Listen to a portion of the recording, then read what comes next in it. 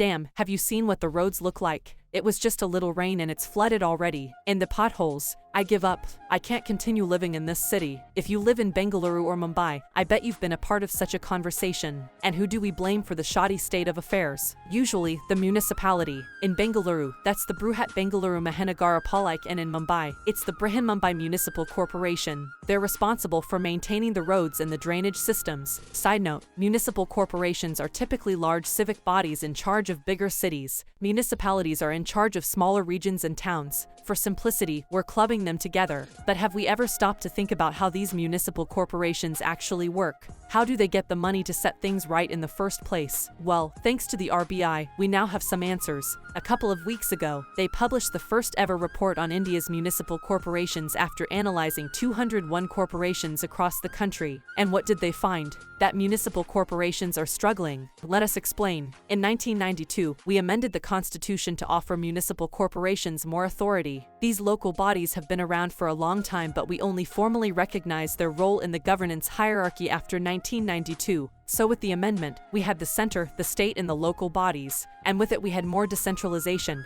Municipal corporations could finally understand local issues and fix them. They had funds, functions, and functionaries. Unfortunately, they just didn't have enough financial power. See, there are 18 functions handed over to municipal corporations. They have to take care of things such as urban planning, roads, water supply, street lights, sewage, etc. But to do that, they also need money, so they can generate revenue through taxes, fees, fines, and charges. But in most cases, they don't have the provision to tax people directly. Instead, the state and center government handles taxation and transfers some of the proceeds to municipal corporations. And it seems their dependence on such transfers is rising. 40% of municipal revenue now comes from central and state governments. And guess what? According to the RBI, this financial dependence makes our municipal system one of the weakest globally. Just compare it to our peers. In India, municipal revenue is just 1% of our GDP, whereas in Brazil and Africa, it's at 7.4% and 6% of GDP respectively. That's a problem because cities contribute 70% to India's GDP.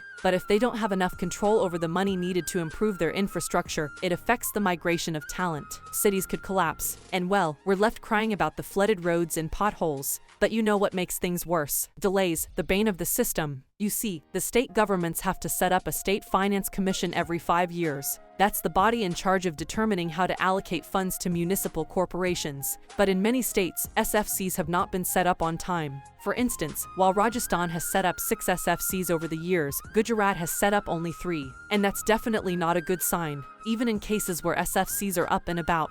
They're in no hurry to get on with work either. SFCs take 32 months on average to submit a report, and that results in delays of 16 months. And then state governments take their own sweet time of around 11 months to table their reports in the state assembly. In the meanwhile, municipal corporations are waiting for the money, and their hands are tied. And to make things worse, municipal corporations are required by law to maintain a balanced or surplus budget, meaning their revenue has to at least match their expenditure. They can't really spend more than they earn, citing the rich cause of infrastructure development. Now this is quite unlike central and state governments. These folks can run a budget deficit, meaning they can spend more than they earn and quite easily borrow money to finance the shortfall. When municipal corporations need to borrow money, they have to jump through various hoops, and it could take ages before they get the green light from their state governments too. And what do they do instead? Well, if you're cash-strapped like the BBMP, you mortgage your prime property. For instance, in 2011, the municipal corporation handed over 11 of its properties to banks. This included the famous KR Market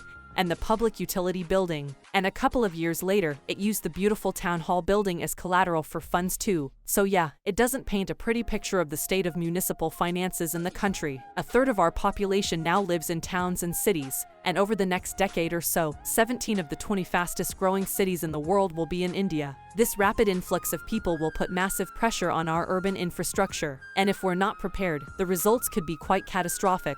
Hopefully, this RBI report will wake the system up, and we can fix the problems plaguing our municipal corporations. Maybe we'll go back in time to the 1960s when municipal corporations controlled their own destiny, and 89% of their revenues came from taxes and fees they levied. That's true decentralization. But will it happen? We don't know. Maybe. In the meanwhile, now that we know the problem plaguing the system, maybe we shouldn't be so hard on the folks at BBMP and BMC.